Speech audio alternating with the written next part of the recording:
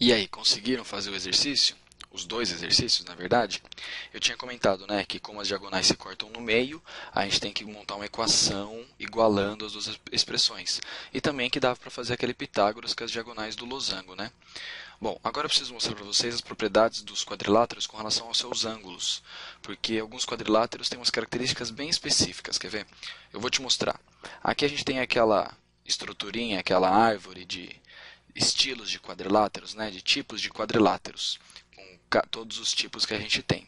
Eu vou te mostrar que alguns deles, em especial, têm umas características muito importantes. É lógico que todos eles são quadriláteros, então em todos a soma dos ângulos dá 360. Tudo bem? Todo quadrilátero a soma dá 360. Mas tem alguns deles, que são esses que eu deixei marcado agora, que têm mais algumas propriedades. E eu vou passar um por um, tudo bem? O primeiro que eu quero que você veja é o trapézio. Aqui eu coloquei um trapézio qualquer, ó, não é um trapézio especial, não tem nem ângulos retos e nem os lados iguais. O que a gente sabe sobre os ângulos do trapézio? Eu deixei os ângulos marcados. Bom, independente do tamanho do trapézio, sempre acontece que a soma dos dois ângulos consecutivos, sendo um de uma base e outro da outra, vai dar 180 graus. Então, olha esse ângulo que está aqui no E e esse ângulo que está aqui no ponto F. Você concorda que a soma deles dá 180? Isso sempre acontece. Ó. O lado de cá também dá 180. Se eu movimento e mudo um dos ângulos, o outro muda também de um jeito que eles se equilibram. Então, por exemplo, ó, se eu deixar aqui quase 70, aqui fica quase 110, para eles completarem 180. Isso sempre acontece, não tem como você fugir. A soma de dois ângulos consecutivos, sendo um de uma base e outro da outra, vão dar sempre 180, vão ser suplementares. Tudo bem? Então, se tiver aqui uma expressãozinha tipo 3x mais 4 e a de baixo for 2x, você pode colocar que a expressãozinha de cima mais a expressãozinha de baixo dá 180. Tá bom? Vamos para o próximo. Agora o que a gente tem aqui também é um trapézio, mas é um trapézio isósceles. Pode perceber que o lado AB é igual ao lado DC.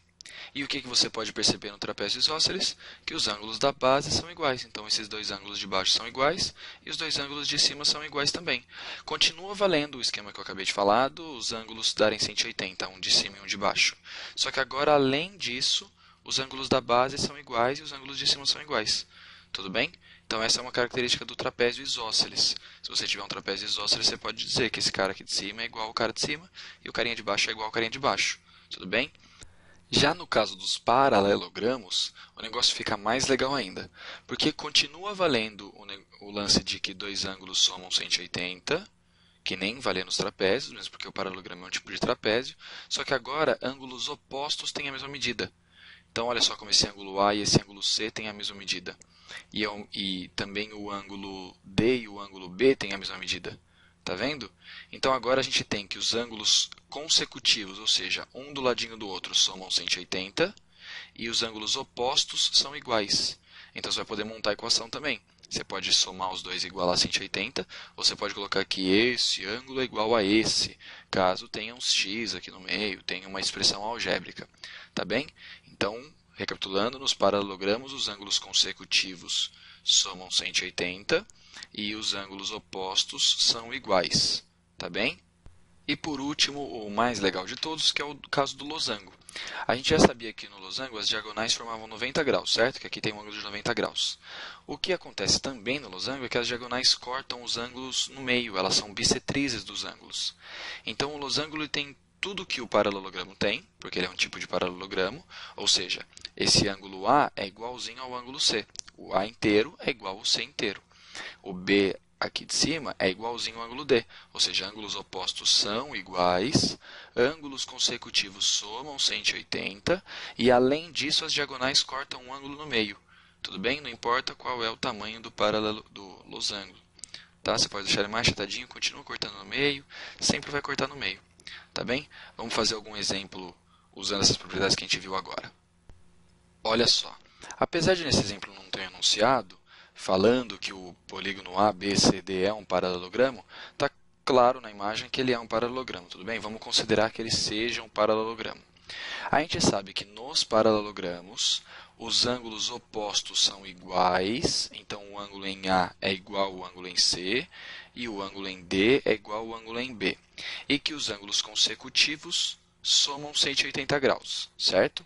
Então, a primeira coisa que eu vou montar é que 3x mais 20 é igual a 5x mais 10. 3x mais 20 é igual a 5x mais 10. Então, vamos resolver essa daqui. Eu vou passar o 10 para cá fazendo menos, então fica 20 menos 10. E o 3 para lá subtraindo também, então fica 5x menos 3x. Aqui eu vou ter 10, e do lado de lá eu vou ter 2x. Passo 2 dividindo, então o x vale 5. Tá joia? Se o x vale 5, tem como eu descobrir o valor desse ângulo aqui, certo? 3 vezes 5 mais 20. 3 vezes 5 é 15, mais 20 dá 35. É lógico que esse daqui vai ser igual. Vai ser 35 também. Lembra-se que, você tem que se lembrar que a soma do ângulo que está no vértice A com esse ângulo aqui tem que ser 180. Então, quanto que é o ângulo Z para que a soma dê 180? Bom, tem que ser 145, certo? Porque 145 com 35 vai dar 180. E se o ângulo Z mede 145, esse ângulo aqui também mede 145, esse inteiro. 145. Então, eu posso montar outra equação, ó. 2y mais 15 é igual a 145. Passo 15 subtraindo, vai ficar 145 menos 15, que é 130. E passo 2 dividindo, vai ficar 130 dividido por 2, que é 65. Então, eu descobri o y, descobri o x e descobri o z. O z era 145. Entendeu? Então, sempre gravando isso. Nos paralelogramas, os ângulos opostos são iguais e a soma de dois ângulos consecutivos dá 180. E lá no trapézio tem só o negocinho de que o ângulo consecutivo, sendo um de uma base e outro de outra, vão dar 180 também, vão ser suplementares. Tá bem? Vamos fazer mais um exercício só para finalizar a aula.